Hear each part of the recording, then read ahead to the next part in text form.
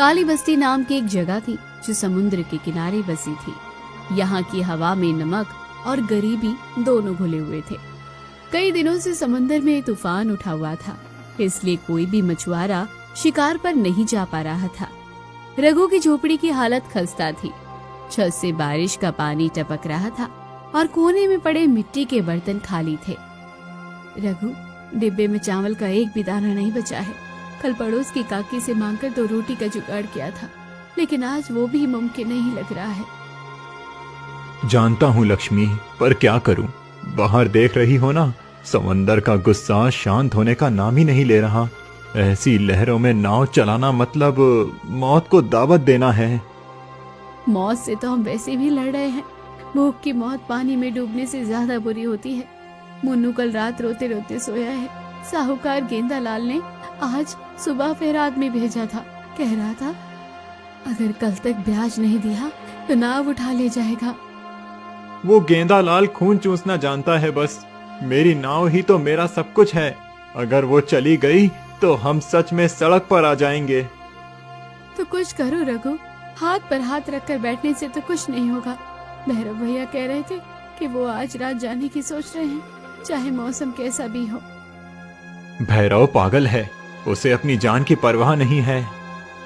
जिसे अपनी औलाद की भूख देखी नहीं जाती, उसे अपनी जान की परवाह नहीं होती रघु। लक्ष्मी की बात रघु के दिल पर तीर की तरह लगी। ठीक है, मैं जा रहा हूँ। आज या तो मछली लेकर लौटूंगा या फिर। ऐसे अब शगुन बातें मत बोलो, बस संभल कर जाना। शाम ढल चुकी थी। काले बादल आसमान में ऐसे छाए थे जैसे किसी ने काली चादर बिछा दी हो। किनारे पर भैरव अपनी नाव के पास खड़ा था और गुस्से में समुद्र को घूर रहा था। भैरव, ओ भैरव! अरे रघु, तू यहाँ? मैंने सोचा तू अपनी बीवी के पल्लू में छुपकर बैठा होगा। देख रहा है मौसम, यमराज आज खुद भैंसे पर बैठ कर आ रहा है। मजाक मत कर भैरव, घर में खाने को कुछ नहीं है। लक्ष्मी सही कह रही थी, भूख का डर तूफान के डर से बड़ा होता है। तू जा रहा है क्या? हाँ, जा रहा हूँ। गेंदा लाल ने आज मुझे भरे बाजार में बेइज्जत किया। उसने मेरे बाप को गाली दी। अब या तो मैं आज ढेर सारा पैसा कमाऊंगा या फिर इसी समुंदर में समा जाऊंगा। मुझे अब ये फटीचर जिंदगी नहीं चाहिए। तो फिर चल, अकेले जाएगा तो नाव नहीं संभाल पाएगा। हम दोनों चलते हैं, जो मिलेगा आधा आधा बांट लेंगे। आ गया ना लाइन पर? चल, आज समंदर का कलेजा चीर कर उसका खजाना निकालेंगे। दोनों नाव पर बैठकर समुद्र पर निकल जाते हैं। लहरें इतनी ऊंची थी कि पहली बार ही में नाव पलटते पलटते बची। दोनों भीग चुके थे, लेकिन उन्होंने हार नहीं मानी। नाव धीरे धीरे गहरे पानी तक बढ़ने लगी। किनारा अब आंखों से ओझल हो चुका था। चारों तरफ सिर्फ पानी और गरजते बादल थे। भैरव, हम बहुत आगे आ गए हैं। यहाँ पानी का रंग देख, बिल्कुल अलग है। और अजीब बात देख रहा है, अभी तो हवा चल रही थी, लेकिन यहाँ तो हवा बिल्कुल भी नहीं चल रही है। फिर शुरू हो गया। हम यहाँ पिकनिक मनाने नहीं आए हैं, जाल फेंकने दे। भैरव ने जाल फेंका। दोनों ने सांस रोककर इंतजार किया। कुछ देर बाद भैरव ने जाल खींचा। जाल बिल्कुल खाली था, एक छोटी मछली भी नहीं थी। खाली? इतनी अंदर आकर भी खाली? नहीं, एक बार और। भैरव ने दोबारा जाल फेंका। समय बीतता गया। समुद्र की खामोशी अब डराने लगी थी। सिर्फ नाव के लकड़ी के चरमराने की आवाज आ रही थी। अचानक नाव के नीचे एक जोरदार धक धक की आवाज आई, जैसे कोई बड़ी चीज नाव से टकराई हो। ये क्या था? भैरव, नाव के नीचे कुछ है। डर मत, आज वही बड़ी मछली मेरी किस्मत बदलेगी। तभी अचानक कोहरा छाने लगा, इतना घना कि रघु को नाव के दूसरे कोने पर बैठा भैरव भी धुंधला दिखाई देने लगा। माहौल में ठंड बढ़ गई। रघु को ऐसा महसूस हुआ जैसे कोहरे में कोई चल रहा है। पानी के ऊपर सरसराहट की आवाजें आने लगी। भैरव, नाव घुमा ले। मुझे लग रहा है कोई हमें देख रहा है। ये कोहरा सामान्य नहीं है। देख, इसमें से अजीब सी गंध आ रही है। चुप रहे, तुझे गंध आ रही है, मुझे पैसों की खुशबू आ रही है, मैं बिना मछली के वापस नहीं जाऊंगा। भैरव ने फिर जाल फेंका। इस बार जब उसने जाल खींचा तो जाल में कुछ भारी फंसा था। फंसा फंसा, देख रघु कितनी भारी है, जरूर मछली का पूरा झुंड है, हाथ लगा, लगा हाथ। रघु ने भी मदद की। दोनों ने पूरी जान लगाकर जाल ऊपर खींचा, लेकिन जैसे ही जाल ऊपर आया दोनों सन्न रह गए। जाल में मछलियां नहीं थी, बल्कि और टूटी हुई लकड़ियां थी। नहीं, ये क्या मजाक है? समंदर, तू मेरे साथ खेल खेल रहा है, मुझे मछली दे, मुझे मेरा हिस्सा दे। शांत हो जा भैरव, चिल्ला मत। समुंदर को ललकारना ठीक नहीं। चल वापस चलते हैं, आज हमारा दिन नहीं है। मैं नहीं जाऊंगा, जब तक मुझे कुछ नहीं मिलेगा मैं यहाँ से नहीं हिलूंगा, चाहे जान चली जाए। तभी अचानक पानी में हलचल शुरू हुई। कोहरा और गहरा हो गया और पानी के अंदर से रोशनी फूटने लगी। नाव बुरी तरह हिलने लगी, जैसे पानी उबल रहा हो। रघु ने नाव का किनारा कसकर पकड़ लिया। भैरव, नीचे देख, पानी के अंदर वो रोशनी कैसी है? रोशनी? हाँ हाँ, देख रघु, वो ऊपर आ रहा है। मैंने कहा था ना, समुंदर मुझे खाली हाथ नहीं भेजेगा। पानी के अंदर से बुलबुले उठने लगे। एक अजीब सा भंवर बना और इस भंवर के बीचों बीच धीरे से कुछ ऊपर आने लगा। पहले लगा कोई चट्टान है, फिर लगा कोई बड़ा जानवर है, लेकिन जब वो पूरा बाहर आया तो वो एक संदूक था। एक पुराना रहस्यमय संदूक जो पानी पर तैर रहा था। ये क्या बला है? ये क्या बला है? संदूक? संदूक नहीं पगले, खजाना, पुराने जमाने के राजा महाराजाओं का खजाना। समुंदर ने मेरी सुन ली रघु, उसने मेरी सुन ली। भैरव ने झपट कर संदूक को नाव पर खींच लिया। संदूक नाव पर रखते ही नाव की तरफ झुक गई। हाथ मत लगाओ उसे, देख नहीं रहा उससे कैसी रोशनी निकल रही है? और ध्यान से सुन, तुझे सुनाई दे रहा है जैसे कोई रो रहा हो या कुछ बोल रहा हो। मुझे तो बस पैसों की खनक सुनाई दे रही है। तू डरपोक ही रहेगा, हट पीछे। भैरव ने संदूक का ताला तोड़ने की कोशिश की और ताला टूट गया, जैसे वो इंतजार ही कर रहा था खुलने का। ढक्कन खुलते ही दोनों की आंखें चौंधिया गई। अंदर सोने के सिक्के, हीरे और जवाहरात भरे पड़े थे, लेकिन वो आम सोना नहीं था। हर सिक्के पर एक खोपड़ी का निशान बना था और उनमें से सड़े हुए मांस की बदबू आ रही थी। भैरव, ये सोना शापित है, इसे अभी के अभी वापस फेंक दे। मेरी बात मान ले, ये हमारे लिए नहीं है। पागल हो गया है? देख, असली सोना है। इस एक मुट्ठी से मैं उस गेंदा लाल को खरीद सकता हूँ, इसे वापस फेंकने का तो सवाल ही नहीं उठता। भैरव, देख तेरा हाथ। जैसे ही भैरव ने सोने को छुआ, उनकी उंगलियों की खाल काली पड़ने लगी, जैसे किसी ने जला दिया हो। लेकिन भैरव को दर्द का एहसास नहीं हो रहा था, वो बस सोने की चमक में खोया हुआ था। कुछ नहीं हुआ है, ये बस मैल है। हम रईस हो गए रघु, रईस। अब मैं राजा की तरह जीऊंगा। नहीं भैरव, ये लालच तुझे ले डूबेगा। मुझे इसमें हिस्सा नहीं चाहिए। नाव किनारे ले चल।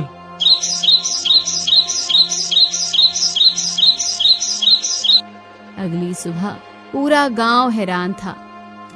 भैरव, जो कल तक दाने दाने को मोहताज था, आज गांव के बीचों बीच खड़ा होकर चिल्ला रहा था। उसके कपड़े वही पुराने थे, लेकिन उसके हाथ में सोने के सिक्कों की थैली थी। गेंदालाल, ओ गेंदालाल, बाहर निकल मोटे। कौन शोर मचा रहा है? अरे भैरव, फिर आ गया भीख मांगने, मैंने कहा था ना। भैरव ने सिक्कों से भरी थैली गेंदालाल की तरफ फेंक दी। थैली फट गई और सोने के सिक्के नीचे बिखर गए। गांव वाले ये देखकर सन्न रह गए। तेरे कर्ज से 10 गुना ज्यादा है। और सुन, आज से मैं इस गांव का सबसे बड़ा आदमी हूँ। मुझसे तमीज से बात करना। अरे बाप रे, इतना सोना कहाँ से लाया रे तू? चोरी की है क्या? समुंदर ने दिया है मुझे, वो मेरा दोस्त है। और हाँ, वो रघु, उसे एक फूटी कौड़ी मत देना, वो मेरा दुश्मन है, उसने मेरी किस्मत छीनने की कोशिश की थी। रघु भीड़ में पीछे खड़ा ये सब देख रहा था। उसे भैरव की हालत देखकर तरस आ रहा था।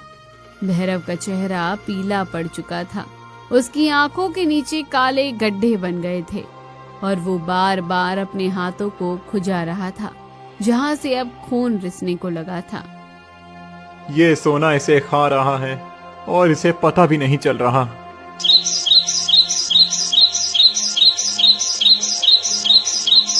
दो दिन बीत गए। भैरव ने गांव में सबसे बड़ा घर खरीद लिया। उसने नौकर चाकर रख लिए, लेकिन अजीब बात ये थी कि उसने घर के सारे खिड़की दरवाजे बंद करवा दिए थे। वहीं दूसरी ओर गांव में अजीब घटनाएं होने लगी थी। रघु, ओ रघु! क्या हुआ बाबा?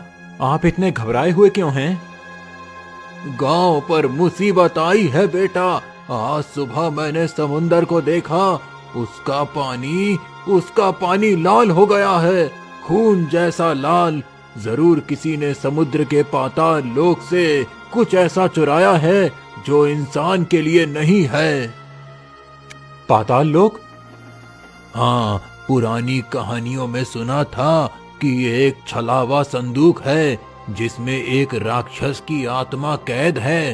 वो संदूक इंसानों के लालच को भांप कर ऊपर आता है। जो उसे खोलता है वो धीरे धीरे राक्षस बन जाता है और उसके आसपास की हर चीज नष्ट होने लगती है। बाबा, भैरव वो संदूक लाया है, मुझे उसे बचाना होगा। बहुत देर हो चुकी होगी रघु, वो संदूक अब तक उसके जिस्म और रूह पर कब्जा कर चुका होगा। वहां मत जाना, जान का खतरा है। वो मेरा बचपन का यार है बाबा, मैं उसे ऐसे मरने के लिए नहीं छोड़ सकता।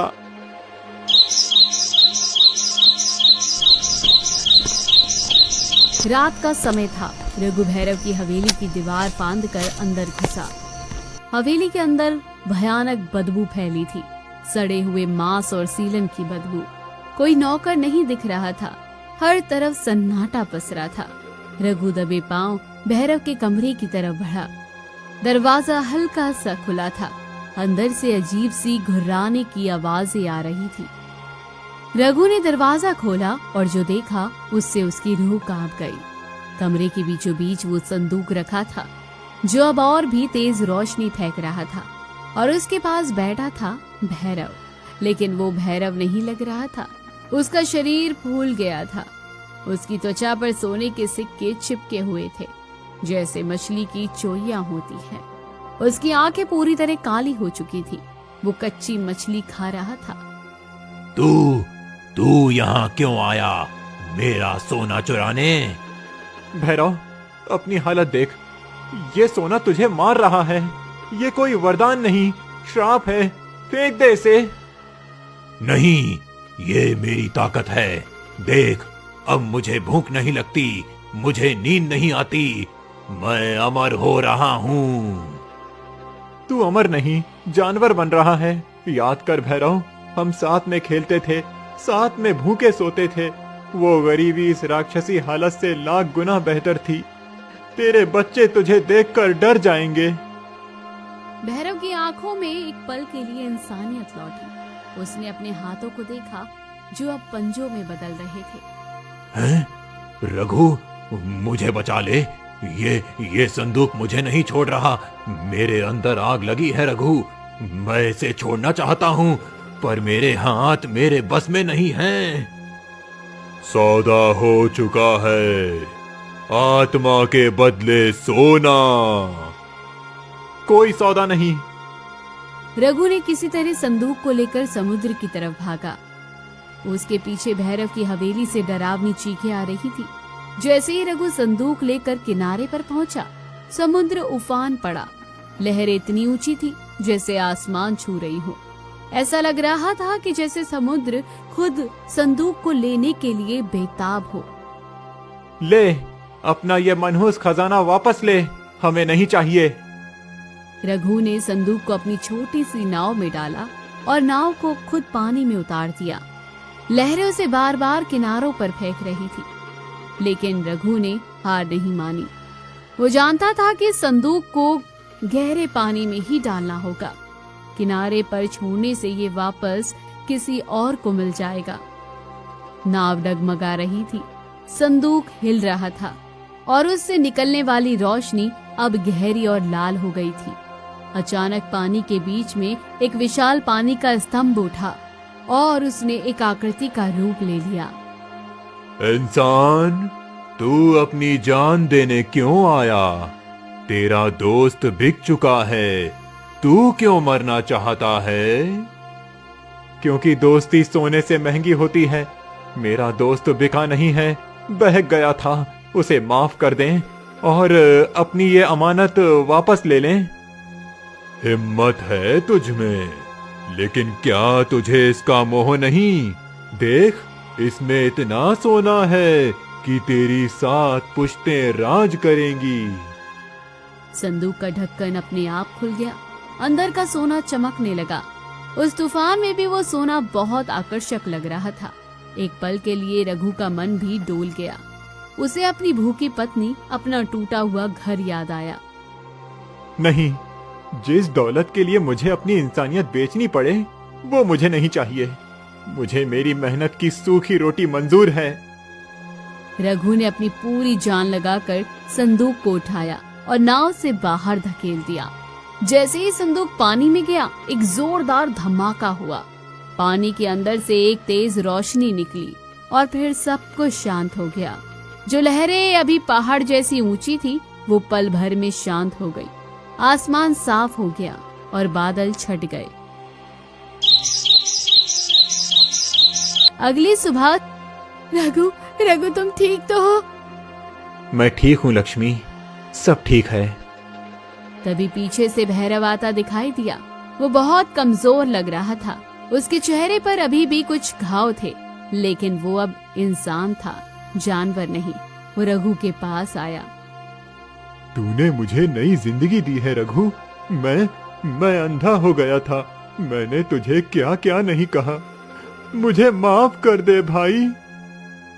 दोस्ती ही दोस्त के काम नहीं आएगा तो कौन आएगा? पर वादा कर, अब कभी लालच नहीं ढूंढेगा। कान पकड़ता हूँ, अब से सिर्फ मेहनत की कमाई। उस दिन के बाद काली बस्ती के लोगों ने कभी लालच नहीं किया। रघु और भैरव ने मिलकर काम किया और धीरे धीरे अपनी मेहनत से अपनी गरीबी मिटाई। नीलनगर नाम का एक गांव था। उस गांव में एक सुंदर समुद्र। उस समुद्र पर जाने के रास्ते पर एक जंगल भी पड़ता था, जिस जंगल में कई लकड़हारे आकर लकड़ियां काटते थे और गांव में रहने वाले मछुआरे समुद्र में मछली पकड़ने जाते थे। ऐसे ही एक दिन रमेश और कपिल अपने कंधे पर जाल पकड़कर समुद्र पर जा रहे थे। अरे रमेश भैया, आजकल समंदर में मछलियाँ कम हो गई हैं। ज्यादा जाल में मछलियाँ फंसती ही नहीं हैं। हाँ, तुम सही कह रहे हो कपिल। समझ नहीं आ रहा है कि क्या होगा। हाँ, लगता है कि मौसम बदल रहा है, इसीलिए ऐसा हो रहा हो। मैं तो विचार कर रहा हूँ कि अगर अभी मछलियाँ जाल में नहीं फंसी तो मैं आज रात को भी जाकर जाल फेंकूंगा समुंदर में। रात में भी जाओगे? पर रात को मछलियाँ मिलेंगी? वो तो पता नहीं, पर कोशिश तो करनी ही पड़ेगी। दोनों समुद्र पर पहुंच जाते हैं। दोनों अपने अपने जाल को समुद्र में फेंकते हैं और मछलियां फंसने की राह देखने लगते हैं। दोनों वहीं बैठ जाते हैं। बहुत देर के बाद जब कपिल अपना जाल बाहर खींचता है, तब उसका जाल खाली होता है। आज भी मेरा जाल खाली ही है। रमेश भैया, आप देखो, आपके जाल में कुछ फंसा है या नहीं? रमेश अपना जाल खींचता है तो उसके जाल में थोड़ी ही मछलियां फंसी हुई होती हैं। देखो, मेरे जाल में तो बस कुछ ही मछलियां फंसी हैं। पता नहीं इतनी सी मछलियां बेचकर मैं क्या कमाऊंगा। लगता है कि मुझे आज रात को आना ही पड़ेगा फिर से मछलियां पकड़ने के लिए। दोनों मायूस होकर चले जाते हैं।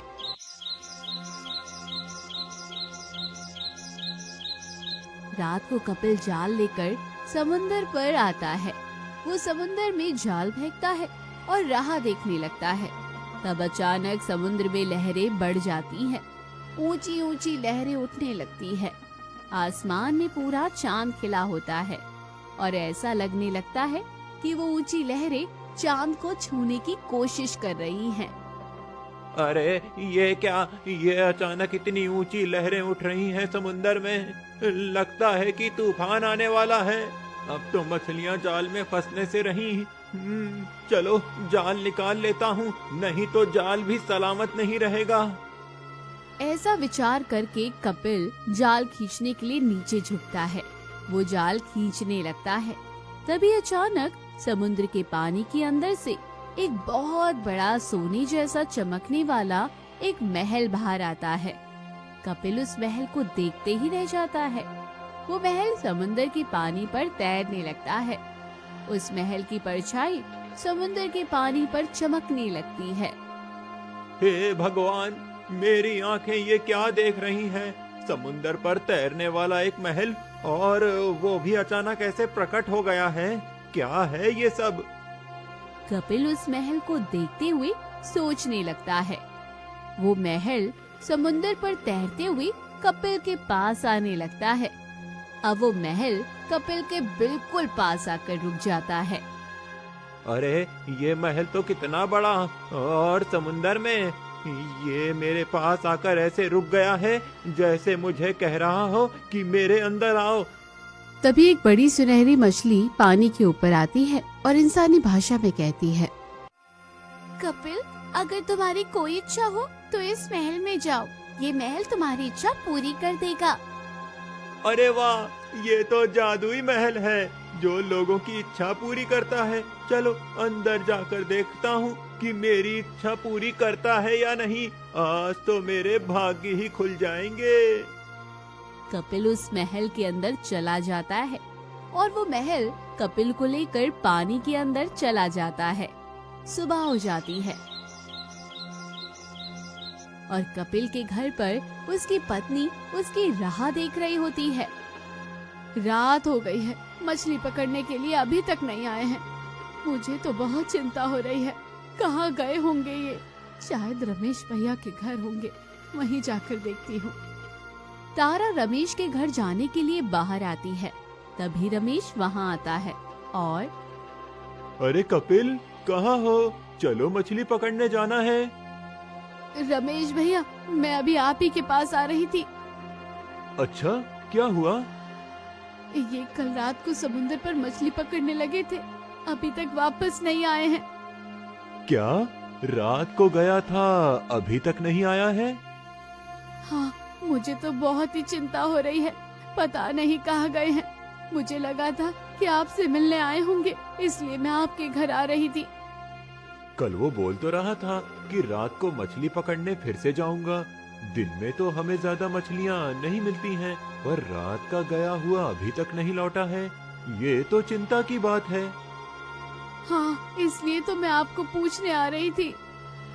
तुम चिंता मत करो, मैं समुंदर पर जाकर देखता हूँ, शायद वहीं सो गया हो। उसे घर भेज देता हूँ। रमेश समुंदर पर आ जाता है। वो कपिल को ढूंढता है, लेकिन उसे कपिल कहीं दिखाई नहीं देता है। कपिल का जाल समुद्र के पानी पर तैरा होता है। वो देखकर, अरे ये तो कपिल का ही जाल है। इसका मतलब है कि कपिल रात को समुंदर पर गया था और उसने जाल भी फेंका था, पर वो गया कहाँ होगा? रमेश सोचते हुए अपना जाल समुंदर में फेंकता है। कुछ देर के बाद वो जितनी मछलियाँ जाल में फंसती है, उन्हें लेकर वो बाजार में बेचने चला जाता है।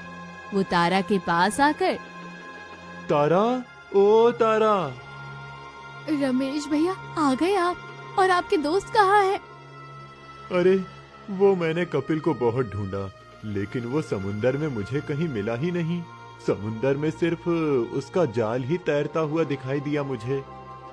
क्या सिर्फ इनका जाल? तो ये कहाँ गए होंगे? वही तो कुछ समझ नहीं आ रहा है।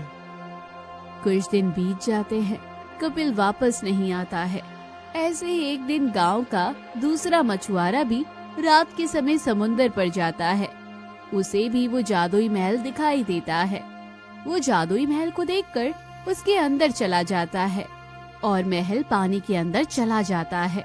दिन बीतने लगते हैं और गांव के एक मछुआरे और जंगल में लकड़ी काटने जाने वाले लकड़हारे गायब होने लगते हैं। गांव के लोगों में दहशत फैलने लगती है। एक दिन गांव का एक जवान लड़का गोपाल रोज की तरह लकड़ी काटने जा रहा था।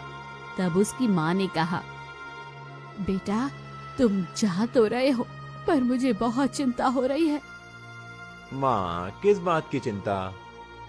अरे आजकल गांव में क्या हो रहा है पता है ना? सबसे पहले कपिल, उसके बाद गांव के कई मछुआरे गायब हो रहे हैं। तुम जैसे लकड़ी तोड़ने वाले कुछ लकड़हारे भी जंगल से वापस नहीं आए हैं। हाँ माँ, पता है, लेकिन डर के मारे ऐसे घर में तो नहीं बैठ सकता ना। अगर पैसे कमाने हैं तो लकड़ी तो तोड़नी ही पड़ेगी। तुम चिंता मत करो। गोपाल कुल्हाड़ी लेकर जंगल में चला जाता है। गोपाल चौकन्ना होता है और जंगल में जाकर लकड़ियां काटकर वापस आ जाता है। उसे सही सलामत देखकर उसकी माँ खुश हो जाती है। तुम आ गए बेटा, मेरी तो जान में जान नहीं थी। मैं बिल्कुल ठीक हूँ माँ, और जंगल में या रास्ते में कहीं भी कुछ ऐसा नहीं था जो डरावना या दहशत भरा हो। माँ, अब मैं बाजार में जाकर लकड़ी बेचकर आता हूँ। गोपाल लकड़ी बेचने बाजार जाता है। बाजार में उसे रमेश मिलता है, जो अपने ठेले पर मछलियाँ बेच रहा होता है। अरे गोपाल, आज तो बहुत सारी लकड़ियाँ लेकर आए हो बेचने के लिए। हाँ रमेश भैया, आज अच्छी लकड़ियाँ मिल गईं, इसीलिए ज्यादा तोड़कर ले आया। अब तो ज्यादा लकड़ियाँ ही मिलेंगी ना। आजकल तो लकड़हारे लकड़ी तोड़ने जंगल में जाते ही नहीं हैं। हाँ, माँ बता रही थी कि हमारे गांव के कुछ लकड़हारे और मछुआरे गायब हो गए हैं। हाँ, मेरा प्यारा दोस्त कपिल भी उस रात से वापस नहीं आया है। समझ नहीं आ रहा है कि कहाँ चला गया है। पता तो लगाना पड़ेगा, कुछ तो करना पड़ेगा। ऐसे अगर गांव के लोग गायब होने लगे तो गांव पर बड़ी मुसीबत आ सकती है। हाँ, तुम सही कह रहे हो, कुछ तो करना पड़ेगा, पर क्या करें? अरे मैं तो अपनी मुसीबत से पहले ही जूझ रहा हूँ। देखो मेरे ठेले पर कितनी कम मछली हैं। सोच रहा हूँ कि रात को जाकर मछली पकड़ने की कोशिश करता हूँ। कुछ देर के बाद दोनों अपने अपने घर चले जाते हैं। रात हो जाती है और रमेश अपना मछली का जाल उठाकर समुद्र पर जाने लगता है। कुछ देर के बाद वो समुद्र पार करके पहुंचता है। आज भी पूरा चांद खिला हुआ था। रमेश जाल समुद्र में फेंकता है और राह देखने लगता है। समुद्र में बड़ी बड़ी लहरें उठने लगती है, जैसे कि वो चांद को छूना चाहती हो। रमेश उन लहरों को देखते ही रहता है और डर जाता है। तभी समुद्र के अंदर से जादुई महल बाहर आता है। रमेश उस महल को देखने लगता है। अरे वाह, कितना सुंदर महल है, पूरे सोने का बना हुआ महल। अरे इस महल का एक टुकड़ा भी अगर मुझे मिल जाए तो मेरी जिंदगी पूरी संवर जाएगी। रमेश उस महल की खूबसूरती ताक रहा था कि तभी वो सुनहरी मछली पानी के ऊपर आती है और रमेश, तुम्हारी जो भी इच्छा है इस महल में आकर पूरी हो जाएगी। क्या सच में ऐसा हो सकता है? हाँ जरूर, ये जादुई महल एक इच्छा महल है। इसमें आने वाले की हर इच्छा पूरी होती है। ये सुनकर रमेश बहुत खुश हो जाता है और बिना सोचे समझे उस महल के अंदर चला जाता है। रमेश के अंदर जाते ही जादुई महल समुंदर के अंदर चला जाता है। समुंदर के किनारे एक पेड़ के पीछे खड़े रहकर गोपाल ये सब कुछ देख लेता है। अच्छा, इसका मतलब ये है कि जो लोग गायब हुए हैं वो सब इस महल के अंदर चले गए हैं। लेकिन अब इनको समुंदर से बाहर कैसे निकालूं? वो सब जिंदा भी होंगे या नहीं? नहीं, मुझे ऐसा नहीं सोचना चाहिए। वो सब ठीक ही होंगे। अब मुझे ही जाकर ढूंढना होगा कि सच्चाई क्या है। माँ, मैं जंगल में जाकर लकड़ी काट कर ले आता हूँ। ये तुम क्या कह रहे हो? इस समय जंगल में जाओगे? इस समय तो जंगली जानवर जंगल में बेखौफ घूमते रहते हैं। पता है माँ, लेकिन अगर अभी लकड़ी तोड़कर ले आऊंगा तो सुबह जल्दी बेचने जा सकूंगा और ज्यादा कमाई होगी। इसीलिए मैं अभी जा रहा हूँ। तुम चिंता मत करो और सो जाओ, मैं थोड़ी देर में लौट आऊंगा। गोपाल अपनी माँ को सच नहीं बताता, क्योंकि वो नहीं चाहता था कि उसकी माँ उसकी चिंता करे। वो समुद्र पर आकर बैठ जाता है। कुछ देर के बाद समुद्र में बड़ी बड़ी लहरें उठने लगती हैं और जादुई महल समुद्र के पानी पर आकर तैरने लगता है। वो महल गोपाल के पास आता है और सुनहरी मछली उसे कहती है कि तुम्हारी कोई इच्छा हो तो इस महल के अंदर आ जाओ।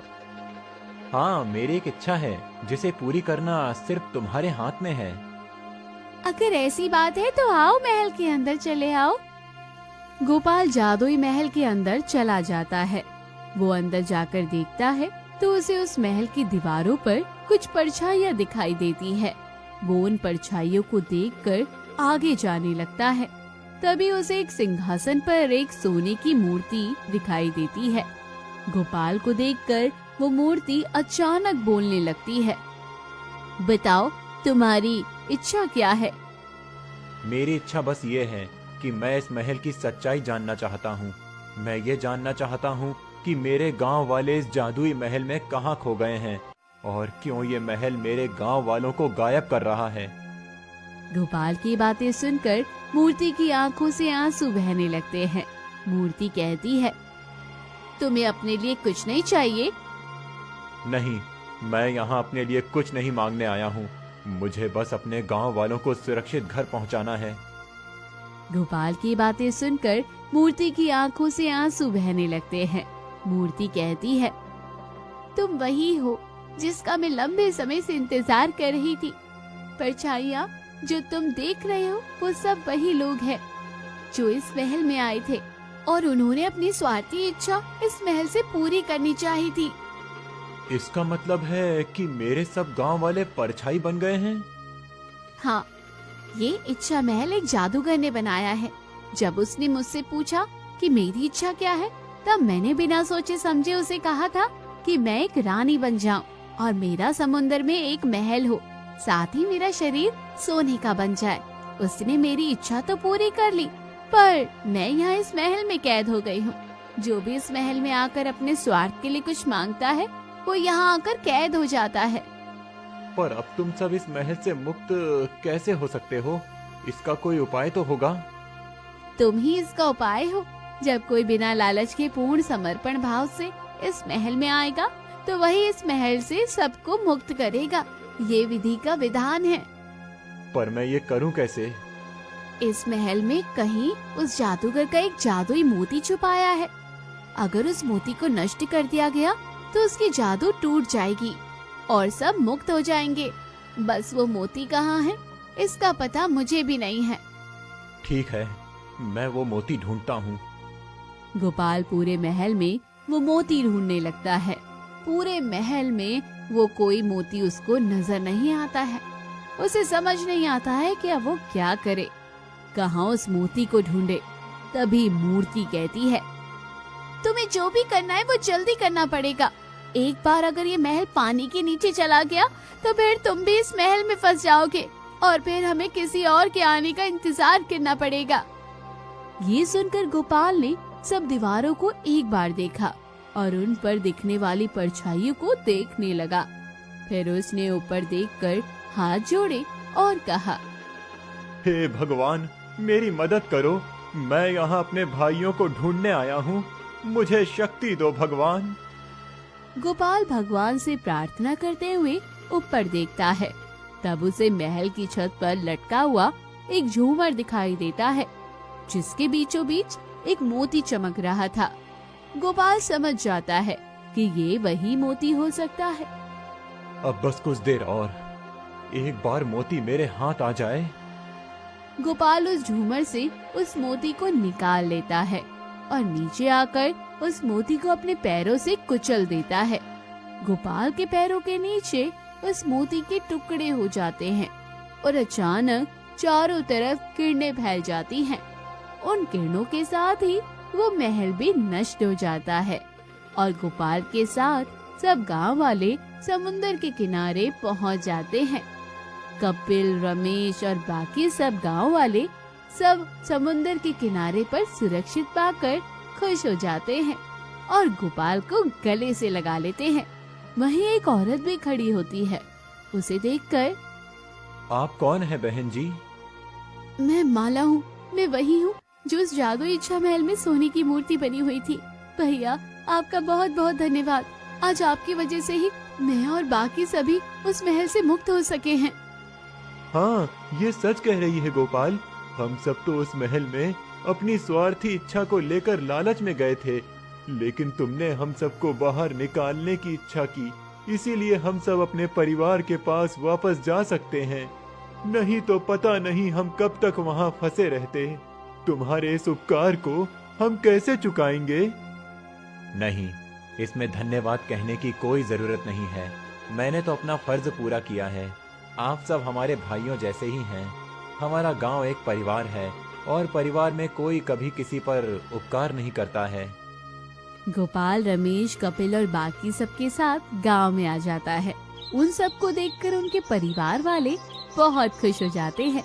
जब सबको पता चलता है कि गोपाल ने उन सबको उस जादुई महल की कैद से बाहर निकाला है, तो पूरे गांव में गोपाल की वाहवाही होने लगती है।